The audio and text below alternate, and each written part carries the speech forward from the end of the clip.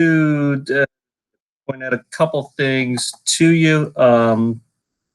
Obviously, keep writing, working on your book reviews. Again, it's a book review, not a book report. So, have a look at those materials and bear that in mind as you write those. And also, I wanted to just highlight something that came in the mail, the email to me yesterday, and I think you got an email from President Eastman about like future planning. Is that correct? Did you look at that? Okay. And he kind of put it like he, what did they say? He buried the lead, right? There is a line in there, like towards the bottom, and an email address that you can write to get money from the school, right? Don't neglect to do that. I mean, if you want, if you don't feel like this cost you anything, to have to like go home and pack up your shit or whatever, not saying you have to apply for that money, but the way I read that, by the way, the school didn't just get the $780,000. It got like $1.5 million from the government. So like half the money just goes to the school so that, help us from going out of business. Half the money goes to students. And yeah, you should think about, you may need to provide receipts for expenses that you incurred while evacuating campus or whatever. Or even, if you were on a meal plan and now you have to like navigate buying groceries for yourself, all that sort of stuff, that is fair game. So don't leave money on the table. So respond. There's an email address in there, like emergency aid or something at Eckerd. Yes, take advantage of that. Never leave money on the table. Okay, so we're continuing then today with our discussion of culture in organizations. And if you recall last time, we were talking about Hallett and the Arthur Anderson thing. Joel did that great job tracing the details in that. And again, that's sort of about mostly about internal culture in an organization. Remember the samurais versus the merchants was the way that Hallett talked about that. I'm going to, let's see, share my whiteboard now, and this will be interesting. Yeah, okay, let's go. Share entire screen. And oops. Okay, come here with me. All right. So in term, whoa, that didn't work at all. What the hell happened? Sorry. That's not what's supposed to happen there. Okay, that's better. Oops, I'm on the cosmic pen. Look at that. Like, ooh, look, it's stars, kids. All right, sorry. Let me, yes, use a black pen and let me clear my canvas. Okay, so Hallett, damn it, why did that happen? Okay, sorry. Okay, yeah. Hallett, all right. There, now we're writing. Okay, just two more things to kind of reiterate or point at you. One thing, and Joel did a good job highlighting that one little weird drawing that Hallett made. But the one point in that drawing that I just wanted to emphasize is that power is a two-way street in a sense. And so the point here, it is exercised by, let's say, the powerful person.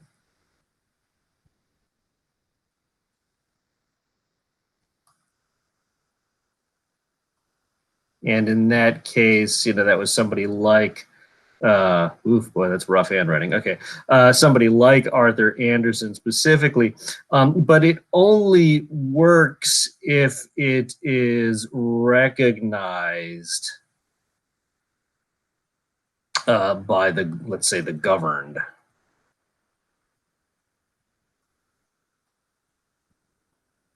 And that is what we call legitimacy.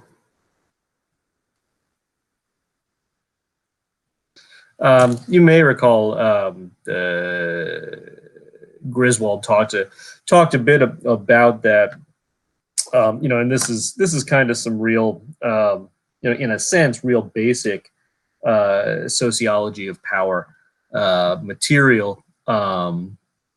Max Weber talked about, legitimacy is important to power because, otherwise what you need in order to get people to do things is just kind of the naked exercise of, violence, really, which is extremely costly and not efficient at all. So if you are seen as legitimate, if you're seen as the person who should have authority, then power is much less costly to exercise. And the point that Hallett was also really making here is that is largely, whoops, oh no, what did I do? What is that? Largely dependent on what he was calling symbolic power. And that's really that cultural dimension there. Hold on. Power has been restored to campus. Not that matters to you, but it matters to me. Okay. So it's largely dependent on this symbolic power. Whether somebody, not just is, a powerful leader, or, I don't know, can lift large objects or jump over buildings in a single bound or something like that. What we're really talking about it being dependent on is that person carrying certain symbols that show them to kind of know what they're talking about, to be the kind of person that deserves to be recognized as powerful. And therefore, that leads him into this discussion of habitus. And we've talked a bit about this before. I think before the midterm, we reviewed that article on the French gastronomy, right? And she brought up the issue of habitus a bit, or I brought it up when we were discussing that. And this is just sort of the sum total of your socialization. But the important thing that Bourdieu really points up is that people who are raised in different environments have different kinds of habitus. And so, as one specific example there, was Anderson himself as, and I remember, Joel, you're like, I don't know what it means to be like Scandinavian, but apparently that's an issue, or that was important to him. That is, Hallett points that up as, it's this, the I guess one way to put it would be the sober Lutherans, very, very rationally calculating, but also highly moralistic, You know, and you know, recall again, you know, Arthur Andersen was this kind of guy who would turn down a job, even if it meant making a lot of money, if he felt that he would have to compromise his principles of accounting. And what essentially Hallett is arguing is that, you know, that it takes somebody with a kind of a habitus, not necessarily like that, but with that sort of a habitus, some kind of habitus that people feel is worthy of respect. You know, and it's kind of spinning that out, you know, to organizations in general. You know, you might want to consider there are certain kinds of people who, based on their socialization, just based upon, you know, we often call it their personality, but really personality has a lot to do with how you're raised, where you come from. There are certain people who we are more likely to, well, you know, in this sense, give power to, or to legitimate as powerful, as opposed to, you know, not to put too fine a point on it, but like if somebody is really inarticulate, you know, speaks with a real kind of like hillbilly accent or something like that, they're going to find it very difficult to take up a leadership position in, like, I don't know, a management consulting firm in the Northeast, that kind of a thing. So I think that's pretty straightforward. Yes, no, yeah, okay, looking good. All right, cool. So yeah, just bear those lessons in mind. And again, you know, you might want to think about that in the rubric again of where am I over here? Right, this idea that the looks like a kidney bean. It's supposed to be a circle. The organization, you know, is this body, is this entity that is situated in a wider culture, right? And that culture, that's supposed to be an arrow, right? That culture, you know, obviously has influences on the organization.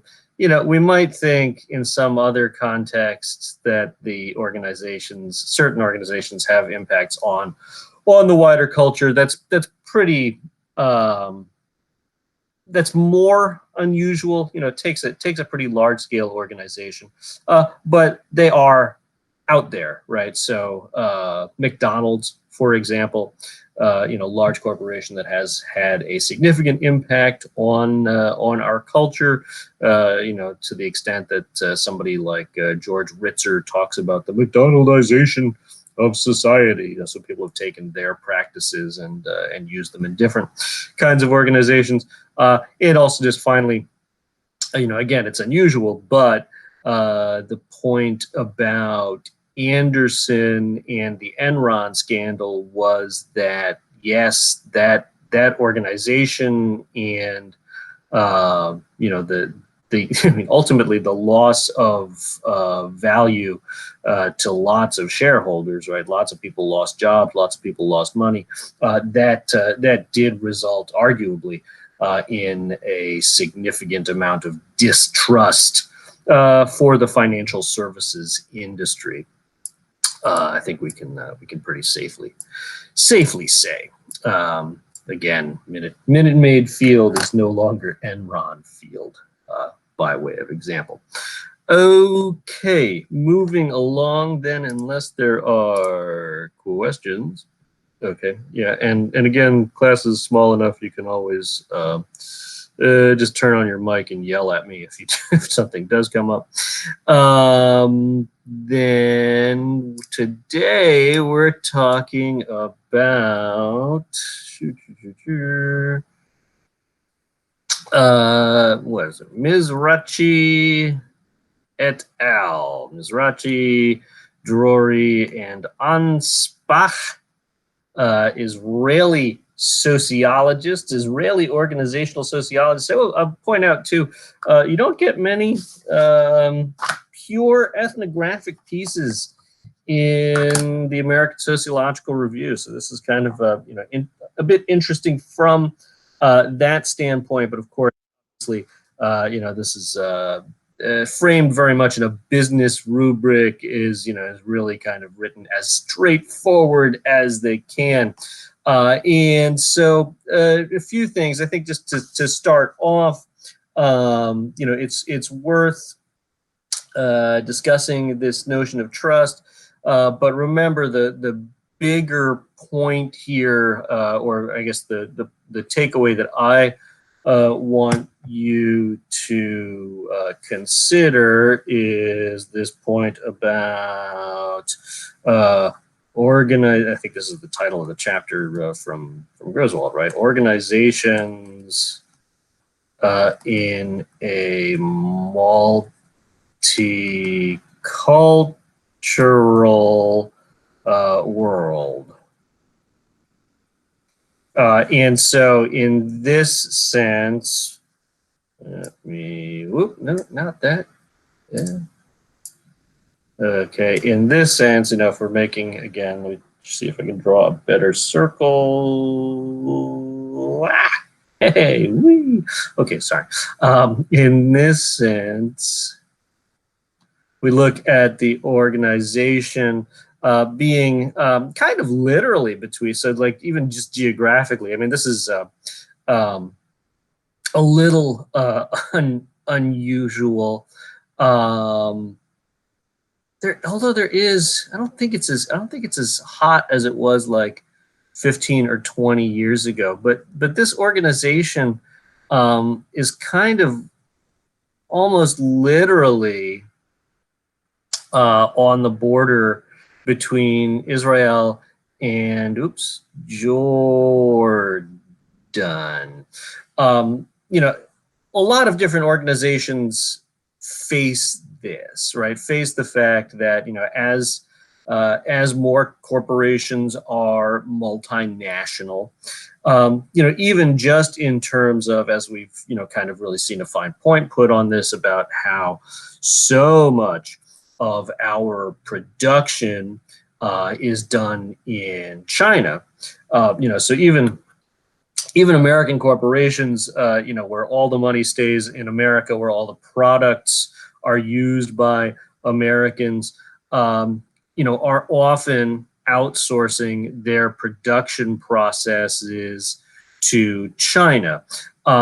What has happened, over the years, is that the Chinese have sort of mitigated to as great an extent as possible the cultural differences there, at least within the production sector, to make it easier for Americans and others to do business there, to get stuff made there.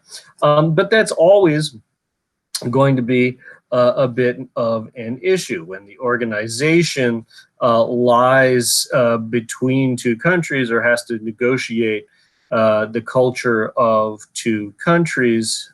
They have to be, I guess, at least thoughtful about that, about how the meaning of things, in this case, the meaning of trust, differs between the two, or sometimes multiple societal, cultural contexts that the organization operates in. That being said, I think the case is, maybe one of the more simple ones that you'll find in terms of considering how organizations work in different places.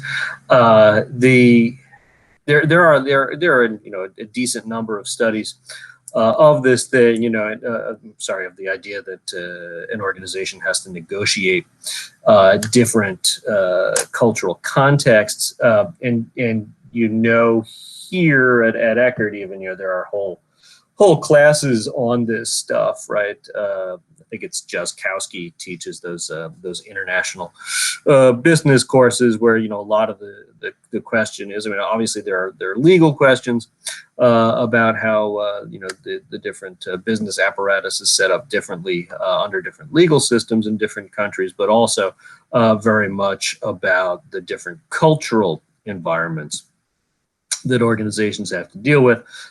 Again, trust seems to be fairly straightforward. The one example, and I forget who wrote this, a fairly prolific anthropologist whose name is escaping me right now, though, wrote an article about a multinational textile firm in Indonesia, and the subject of that article was mostly about how they were having a really hard time getting people to get it was stocked as in this as in Mizrachi's article. The staff was mostly younger women, but they were all freaked out by, if I'm remembering correctly, ghosts in the bathroom. They thought there were bathroom ghosts, and so a lot of people just quit, or people would go into these kind of like trances. And I think it was Chinese people running the firm did not know what to do with this, right? And that's the kind of a question that can come up. If we're from a culture that doesn't really recognize witchcraft anymore, we're gonna have a hard time figuring out how to deal with witchcraft. It's like, I can manage whatever, giving somebody family leave or workman's comp claim for an injury. You don't know what to do with witchcraft. So there are those kinds of extreme examples of an organization trying to deal with very different culture. Like I say, though, what Mizrachi and company focus in on here is trust, which is, I think, as you may have noted in the article, though there are sort of different forms of trust across these different national contexts, the basics of trust in these different societies are reasonably similar to each other. So on the one hand, they discount this somewhat. And what I'm looking at right now is just different versions, different ways of thinking about trust. So there is the sort of the rational choice version of trust, and what that tends to point to is it requires institutional measures to ensure trustworthiness.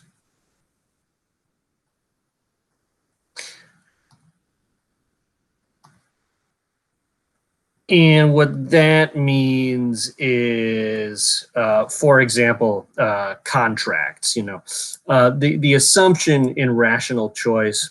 This is the kind of the way that traditional economists look at trust, is that everybody's going to try to get as much as they can. People aren't going to naturally be very trustworthy. So if you make, example would be you make a contract, not a contract, you make an agreement, to have somebody, I don't know, manufacture, 10,000 shirts for you. You give them the fabric. There's not necessarily much incentive for them not to run away with the fabric and sell it and try not to ever see you again. And so we have these various institutional measures, right, to try to ensure that people will be trustworthy. And that's things like contract law. We exist in a society of laws, and if you break a contract, there are real consequences to that, either legal or monetary. The other point they try to make is that trust could be seen as a macro social property, and in that sense, we're talking about community ties or network embeddedness.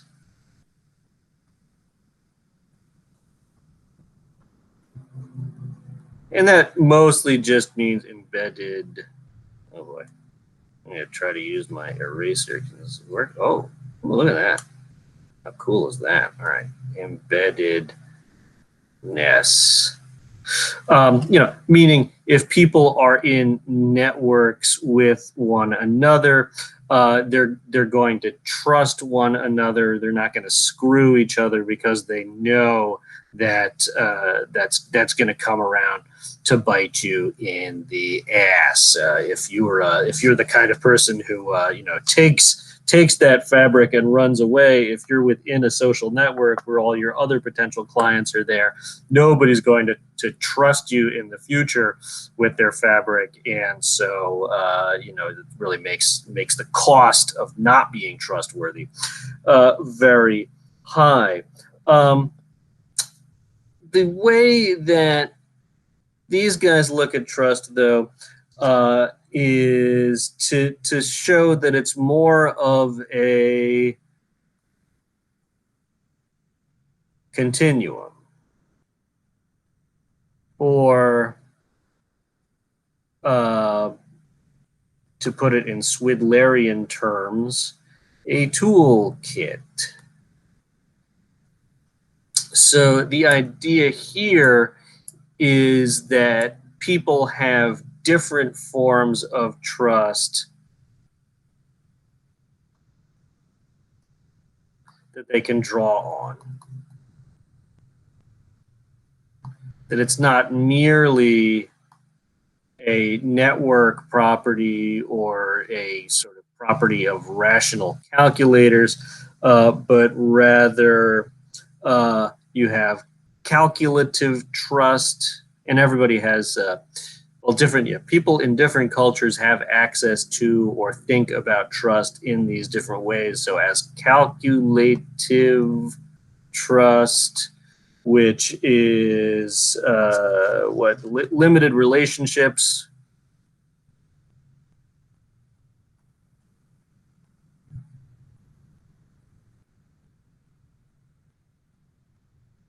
So, what's the term for this?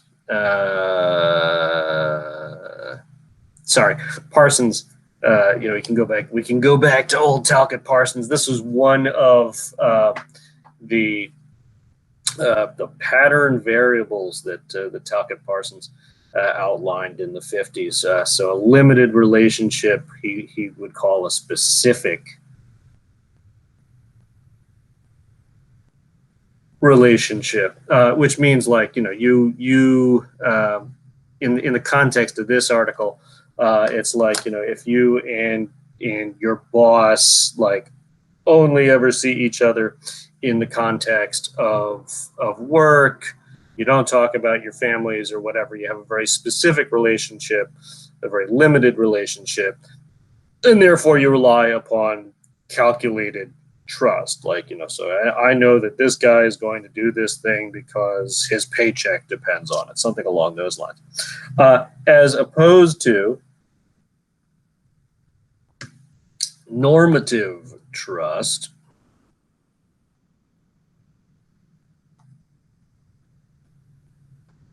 which is really based in emotions. It's holistic, they say.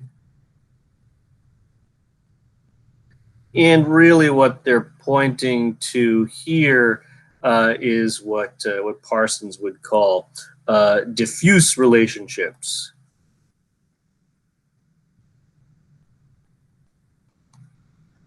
So you have kind of ongoing interpersonal relationships with the people who you are supposed to be trusting. And that's in things like, friendships and so on.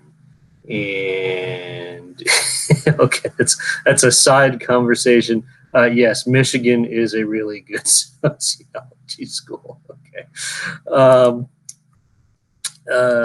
yes. Yeah, U of M is a really good sociology school. Michigan State is a good sociology school for certain things, I should say. But I think Ann Arbor is a much nicer town than Lansing, from what I hear, right? Okay. All right. So trust.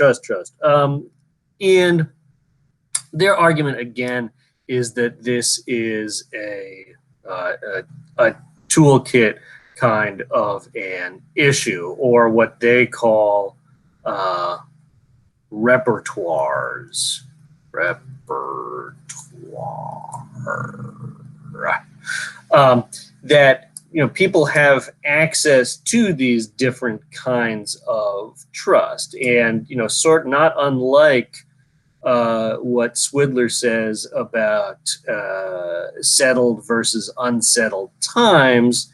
You're going to choose to trust people in different ways, or you're going to be able to build up trust relationships in different ways, depending upon the broader conditions in society. So now they get into a couple points here that I'm just in sociology and sociology culture in general. There are arguments about this stuff, and we're really not, I think, in a settled place. So I just want you to take some caution, I guess, when we have discussions of agency like this. They're arguing that people have agency, in that it essentially consists as a free choice between options. Options for behavior, options for, really, I guess, behavior. So whether you choose chocolate sprinkles or multicolored sprinkles on your ice cream, that's a cultural choice. It means something. Flavors mean something. Obviously in this case, the options that they're laser focused on are how to trust people, whether to give them this normative kind of trust and just be like, well, Jimmy's a great guy. We have beers after work. I trust him with the shirt on my back, or I'm going to assume that's normative trust versus calculative trust. Jimmy wants to keep getting a paycheck, so I assume that he's going to be trustworthy based on that work relationship. They're arguing that what they see in terms of different the ability of the managers and the different levels of managers in the organization, which I forget what they call this, globeware or something like that.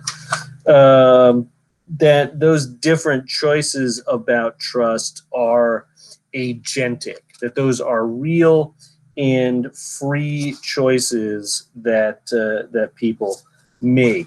There is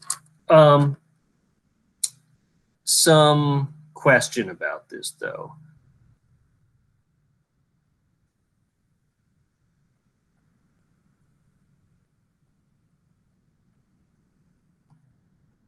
So the current literature, and especially, I would say, the literature that talks about, as we've talked before, type 1 and type 2 cognition,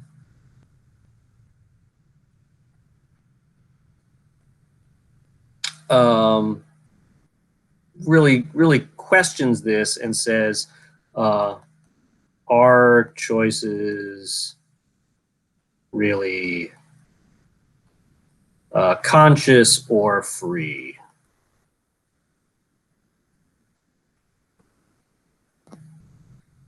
Again, I don't need you to take a position on that, or even to necessarily believe one way or the other, but I do want you to be aware of that, because this article comes down so hard on the side of arguing that the choice between different forms of trust is a freely taken choice, is a calculated, rational, conscious choice that people make, and um, there are reasons to believe that and reasons not to believe that. So the reason to believe that is that as they point out, so changing context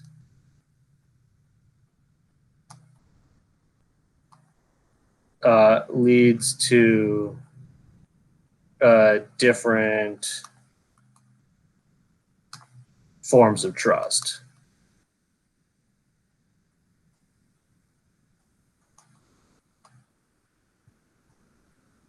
And specifically, if we go to the pre-Intifada, I think that's capitalized, Intifada. The Israelis mostly relied on calculated trust, and the Jordanians mostly relied on normative trust, or at least tried to build up a well of these kind of normative relations, right? So if we go back up here, right, holistic emotional relationships between themselves and their Israeli counterparts. So going out to dinners and talking about family, and checking out historical sites, and there's all these little anecdotes in there that the authors really cast as the Jordanians saw this as they're making friends, they're trying to get tight with these guys who they work with, and they try to get some kind of spillover effect from those relationships into the work site, basically to say to their Israeli counterparts, and just trust me. I know, we're having issues with absenteeism from some of the workers, but me, I'm a good guy. We'll get this taken care of. Whereas the Israelis were like, no, really kind of show me on paper. Like, we really need you to do this job as we've, got it written out in the personnel manuals or whatever it is. I like you as a person or whatever, but that's separate from the workplace. And in the workplace, I need to see that you're, whatever, hitting production standards or whatever it is, but whatever really measurable, calculable things we can do to ensure that that my trust is well placed. And then, though, in whatever that was, 2000. There is an intifada, which is, and there have been several of these throughout Israeli history, and we don't need to get too deep into that. Just suffice it to say that Israelis and Palestinians don't always get along with each other, mostly because the Palestinians perceive that the Israelis stole their land. Of course, Israelis, regard Israel as their God-given homeland. So that leads to certain conflicts from time to time. In 2000, what is it, Sharon, I want to say, the Prime Minister of Israel visited the Temple Mount, which is a holy place for everybody. So the Jews and Christians, see it as the place that the temple was built. That same temple that where Jesus turned over the money changers' tables, right? So it's important to Christians and Jews. It's important to Muslims because that's where, in this really kind of funny passage, I don't think it's in the Quran. I forget where exactly you can find it, but the story, the tradition is that Gabriel took Muhammad there from wherever Muhammad was. I guess he was in Medina. He was in Saudi Arabia, what's now Saudi Arabia. Anyway, Gabriel took him on like some magical winged creature to the Temple Mount to hear the word of God, basically. And obviously that means that, still today, that's an extremely holy site to the Palestinians. Okay, so that's a lot of background to get you to this. The bottom line was the Palestinians were pissed off that Sharon went to the Temple Mount, saw it as a provocation, in addition to like peace talks had recently failed.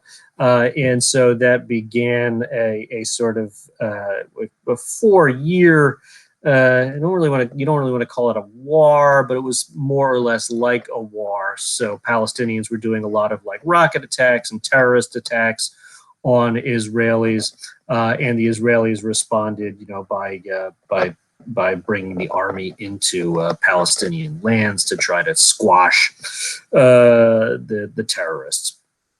Where that really, comes to be problematic is that a lot of these Jordanians are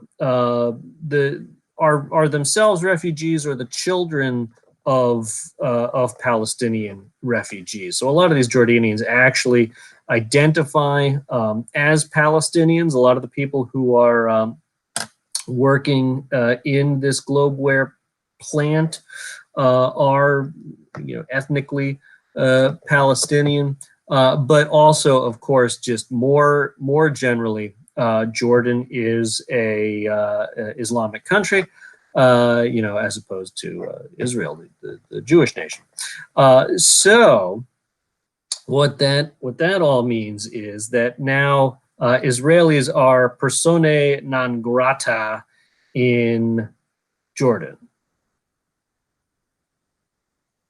And so, because they can't actually go there with any regularity, the Israelis can't cross the border very frequently and go back into Jordan to look at the plant and see how things are going, they have to rely on a sort of normative trust. So now they're like, hey, buddy, like, could you, do whatever you can to keep the shirts and the underwear coming out of the plant? So to their Jordanian counterparts, they're trying to draw upon this normative trust. And at the same time, it's really a reversal here. The Jordanians move to a calculated trust.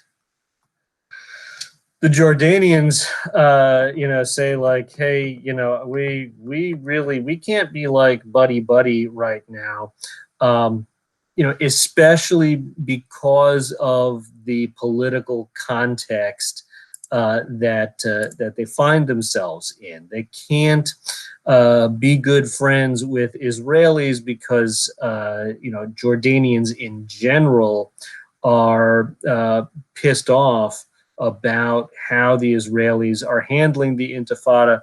Again, I don't know how much you pay attention to this, but when the Israelis are provoked, they're pretty brutal. They'll go into Palestinian territories and bulldoze whole neighborhoods, which is like from a human rights standpoint, kind of problematic. And so, of course, these Muslim Jordanians, again, many of whom are themselves Palestinian, but even not, feel a religious connection to the Palestinians. They are really critical, upset by Israeli behaviors. And so these Jordanian managers have to kind of set up a wall between themselves and the Israelis. And that wall takes the form of calculated trust. No longer are we brothers or buddies. You're my boss, I'm your employee, and you're just going to have to trust that the numbers of shirts and underpants that are being produced are what you need, and you're just going to have to deal with that. And really, we're not going to go on that normative trust that the Israelis are now trying to invoke. The suggestion, the argument here, again, is that this is an exercise of agency. And that's, I want to say that's debatable, I guess. Just in terms of the fact that this is all so structured. So what we have to, whoa, I didn't know I could do that. What? Huh? Wow. Okay, sorry. It can move words around. Amazing. Okay, sorry. The general way that we've talked about this in sociology is that we oppose agency to structure.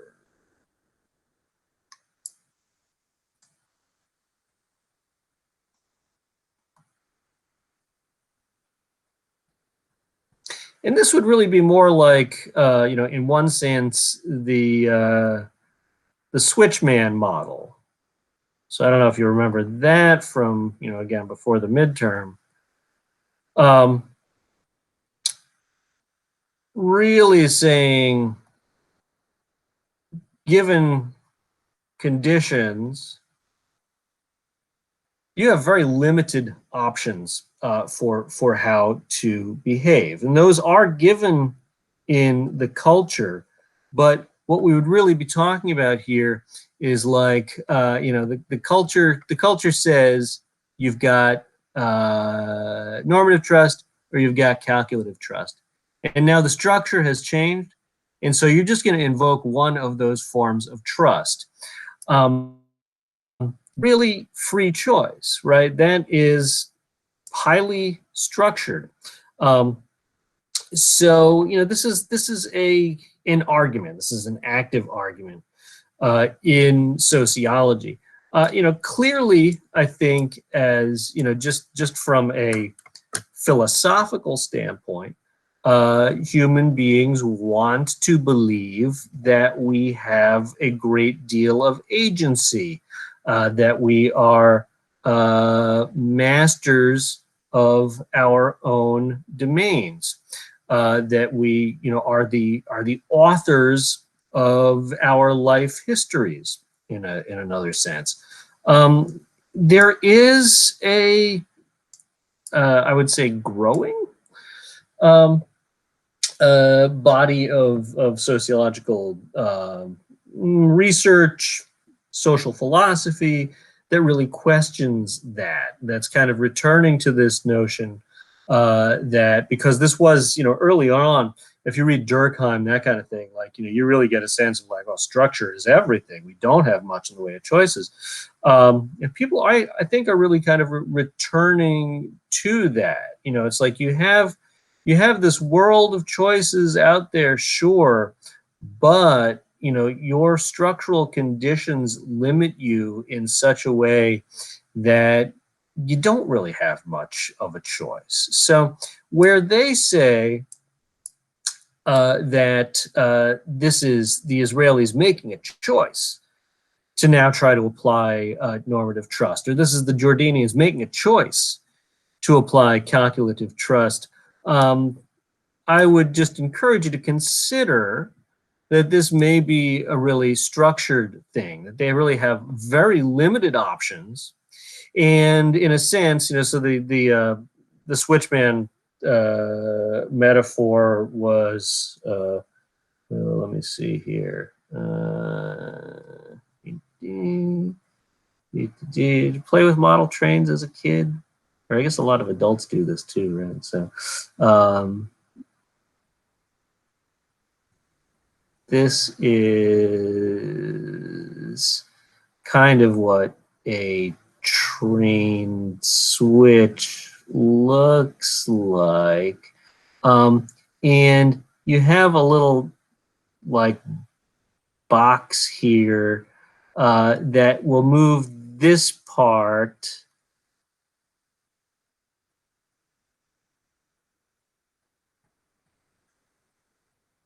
back and forth. And again, this is the metaphor, right?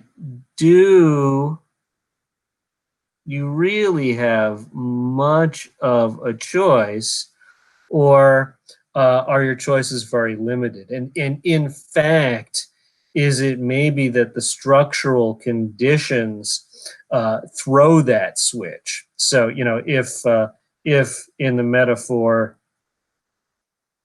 this is normative trust and this is calculated trust, you know, is it really a choice? Are you the master of the train that's running down the tracks, or is the social structure really what's driving whether you switch, whether you stay with normative trust, or whether you go down the road of calculated trust? Again, you know, Mizrachi and company, you know, based on their ethnographic observations, feel that what they're seeing is people making real choices to form these different kinds of trust in different contexts. But again, other sociology tends to question that. Just from, well, that did it again.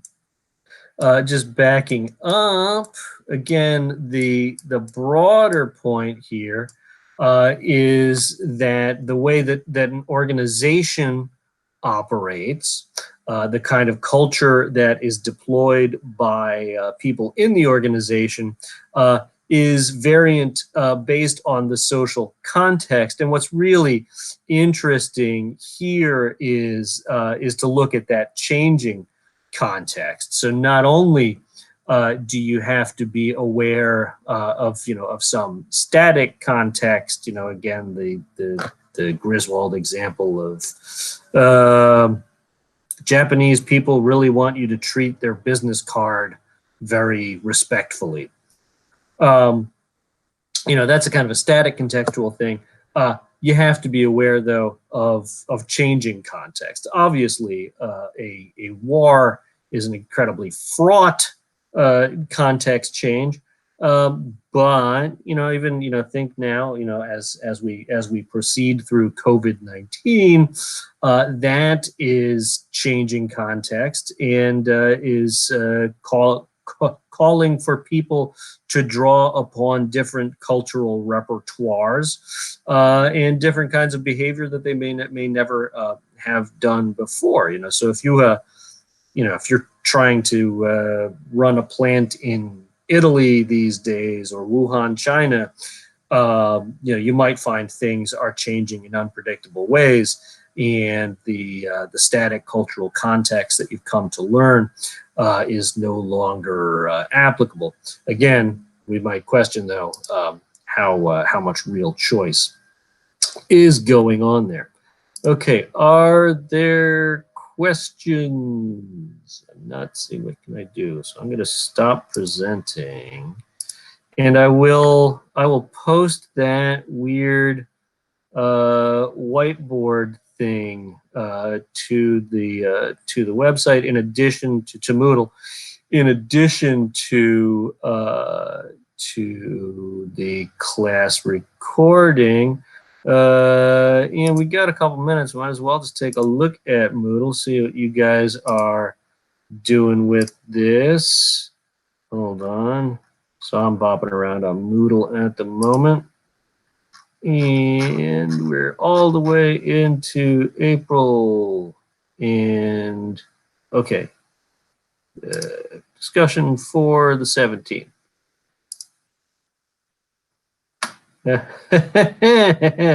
Sophia says, what about trust between white Americans and Muslim Americans during 9/11? Oh, so what's your question there, Sophia? I guess like I was just interested in like bringing it back to something I'm more familiar with, and just talking about like how a company could have, you know, like a trusting relationship between the two, and then like that tragic event happens, and then all of a sudden it like changes the entire atmosphere of the workplace. Yeah, no, that's a good point, right? And so, you know, there were I was just agreeing with you. Yeah, there were plenty of you know, of issues like that, you know, especially around 9/11. But I think, you know, we also have to consider the ongoing context of that, right? This perception of Muslims as terrorists and so on, and certainly it did change relationships for a number of people. You know, the guy at the corner gas station who's a Muslim, you know, who you've been buying your cigarettes from, you know, is all of a sudden for a lot of people your enemy, you know, and that leads to boycotts and things like that, right? So we do, yeah, that is a good example of changing. Yeah, it's terrible. It's like, do you not remember all the years before? It like, does that just like go away because of fear? I guess it's like really. Yep.